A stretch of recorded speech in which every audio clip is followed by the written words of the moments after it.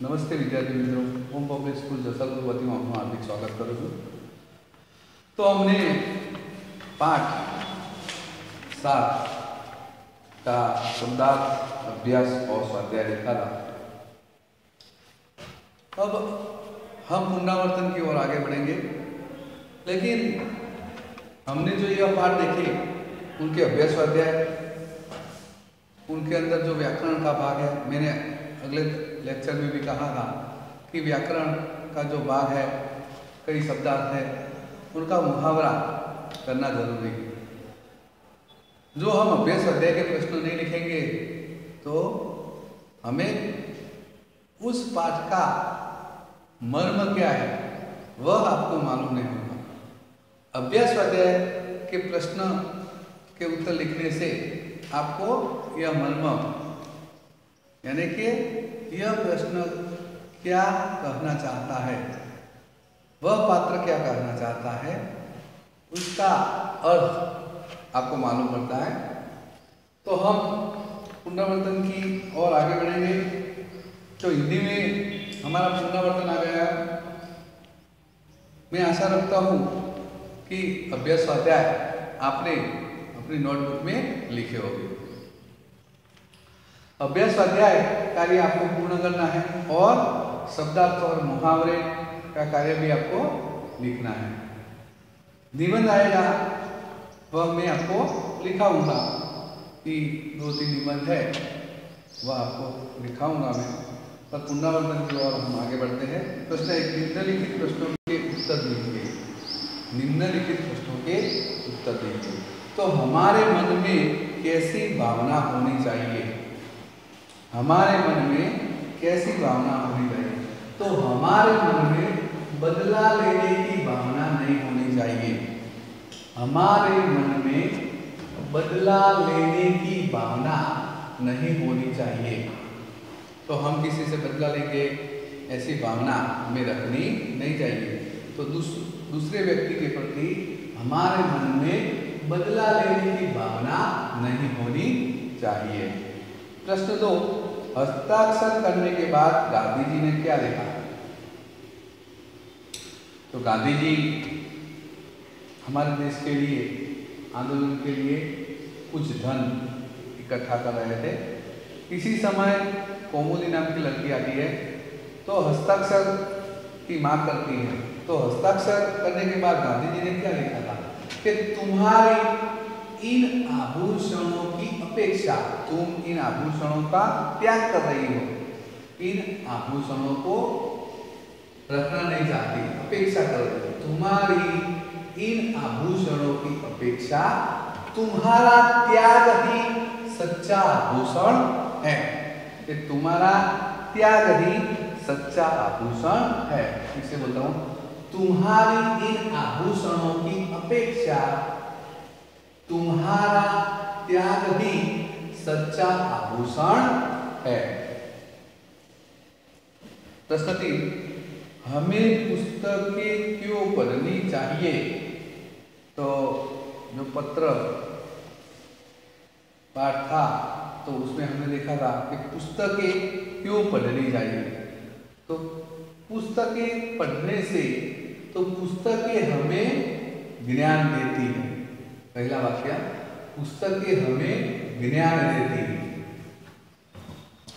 पुस्तकें हमें अच्छे बुरे की पहचान कराती है। अच्छे बुरे की पहचान कराती है। हमारी जिज्ञासा की पूर्ति होती है। पुस्तकें पढ़ने से हमारी जिज्ञासा की पूर्ति होती है। ज्ञान विज्ञान को गतिमान रखती है। ज्ञान विज्ञान को गतिमान रखने का कार्य पुस्तकें करती है। फिर से बोलता हूं, पुस्तकें हमें ज्ञान देती है, अच्छे बुरे की पहचान कराती है, हमारी जिज्ञासा की पूर्ति होती है और ज्ञान विज्ञान को गतिमान रखती है। इस तरह पुस्तकें के लाभ है। तो पुस्तकें हमें क्यों पढ़नी चाहिए? समय और शक्ति की बचत कैसे होती है? तो कंप्यूटर जैसे वैज्ञानिक उपकरण यानी कि साधन कंप्यूटर जैसे वैज्ञानिक उपकरणों से समय और शक्ति की बचत होती है। उसका उत्तर क्या है? कंप्यूटर जैसे वैज्ञानिक उपकरणों से समय और शक्ति की बचत होती है। कंप्यूटर जैसे वैज्ञानिक उपकरणों से समय और शक्ति की बचत होती है। पांचवा प्रश्न, खलीफा ने हसन को अपने दरबार में क्यों बुलाया? तो आपने पाठ में देखा कि हसन नाम का लड़का था, वह सब लड़के खेल रहे थे, तो खलीफा आकर हसन का खेल देखते हैं, तो उसको वह लड़का चतुर लगता है। उसको लगता है कि यह हसन नाम का लड़का वह न्याय दिला सकता है, इसलिए वह उसे ले आए। तो खलीफा ने एक दिन वेश बदलकर देखा कि एक लड़का न्यायाधीश का खेल कर रहा था, वह चतुर था। अली ख्वाजा और वाजिद के झगड़े का यह निकाल ला सकता है। अली ख्वाजा और वाजिद के झगड़े का यह निकाल ला सकता है। खलीफा ने एक दिन वेश बदलकर देखा कि एक लड़का न्यायाधीश का खेल कर रहा था, वह चतुर था। अली ख्वाजा और वाजिद के झगड़े का यह निकाल ला सकता है। छठा प्रश्न, देवेंद्र ने भिखारी के लिए क्या किया? तो राह के बीच करा रहा था। भिखारी क्या कर रहा था? राह के बीच करा रहा था। देवेंद्र ने उस भिखारी को फुटपाथ पर बिठाया, जो रोटी और रेजगारी उसके कटोरे में डाल दी। भिखारी के पांव में से खून बह रहा था, इसीलिए देवेंद्र ने उसे सहारा देकर अस्पताल ले गया। फिर से बोलता हूं, राह के बीच करा रहा था। भिखारी राह के बीच करा रहा था। देवेंद्र ने उसे फुटपाथ पर बिठाया, जो रोटी और रेजगारी उसके कटोरे में डाल दी। भिखारी के पांव में से खून बह रहा था, इसीलिए देवेंद्र ने उसे सहारा देकर अस्पताल ले गया। फिर से मैं पुनरावर्तन के प्रश्न के उत्तर देखता हूं, आप शांति से लिखिए। हमारे मन में बदला लेने की भावना नहीं होनी चाहिए। तुम्हारी इन आभूषणों की अपेक्षा तुम्हारा त्याग ही सच्चा आभूषण है। पुस्तकें हमें ज्ञान देती है, अच्छे बुरे की पहचान कराती है, हमारी जिज्ञासा की पूर्ति होती है और ज्ञान विज्ञान को गतिमान रखती है। कंप्यूटर जैसे वैज्ञानिक उपकरणों से समय और शक्ति की बचत होती है। कंप्यूटर जैसे वैज्ञानिक उपकरणों से समय और शक्ति की बचत होती है। खलीफा ने, पांचवा प्रश्न का उत्तर, खलीफा ने एक दिन वेश बदलकर देखा कि एक लड़का न्यायाधीश का खेल कर रहा था, वह चतुर था। अली ख्वाजा और वाजिद के झगड़े का यह निकाल ला सकता था, इसीलिए दरबार में उसे बुलाया। देवेंद्र ने भिखारी के लिए तो राह के बीच भिखारी करा रहा था। देवेंद्र ने उसे फुटपाथ पर बिठाया, जो रोटी और रेजगारी उसके कटोरे में डाल दी। भिखारी के पांव में से खून बह रहा था, इसलिए देवेंद्र ने उसे सहारा देकर अस्पताल ले गया। प्रश्न 2, निम्नलिखित परिच्छेद को पढ़कर प्रश्नों के उत्तर लिखिए। तो परिच्छेद को हमें पढ़ना है, फिर उसके उत्तर लिखने हैं। तो परिच्छेद को हम पढ़ेंगे कि जीवन में खेल बहुत जरूरी है। खेल से क्या लाभ होते हैं, तो क्यों जरूरी है? तो खेल से मनोरंजन मिलता है, हमारी तंदुरुस्ती ठीक होती है, हम कभी बीमार नहीं पड़ते, रोज खेलने से खाया हुआ अन्न पच जाता है और शरीर में स्फूर्ति आती है। खेल हमारे सारे शरीर को मजबूत बनाते हैं और हमारा दिमाग तेज करते हैं। जो लड़के नहीं खेलते वे आलसी और बीमार रहते हैं। कई व्यक्ति ऐसी होती है, सारा दिन नींद लेता है कोई व्यक्ति, तो वह आलसी और बीमार रहता है, वह खेल मैदान पर जाता नहीं है, तो वह आलसी और बीमार पड़ जाता है। तो खेलते समय हम अपने साथियों का ख्याल रखना पड़ता है, उनसे हम खूब मिलजुल कर खेलते हैं, जिसमें से हम में कई अच्छी आदतें आप आ जाती है। ये आदतें आगे जाकर हमारे लिए बड़ी लाभकारक होती है। इसलिए पढ़ाई के साथ साथ खेल पर भी पूरा जोर देना चाहिए। अब प्रश्नों के उत्तर हमें अंदर से लिखने हैं कि जीवन में खेल क्यों जरूरी है। तो खेल से उसका उत्तर क्या है? तो खेल से मनोरंजन मिलता है, हमारी तंदुरुस्ती ठीक होती है और हम कभी बीमार नहीं पड़ते, रोज खेलने से खाया हुआ अन्न पच जाता है और शरीर में स्फूर्ति आती है। इसीलिए खेल जरूरी है। खेल के अभाव में क्या होता है? तो खेल के अभाव में जो लड़के नहीं खेलते वे आलसी और बीमार रहते हैं। तो हम आलसी हो जाते हैं और बीमारी आ जाती है। खेल के अभाव से हम आलसी हो जाते हैं और बीमार रहते हैं। पढ़ाई के साथ खेल पर जोर देना चाहिए। क्यों?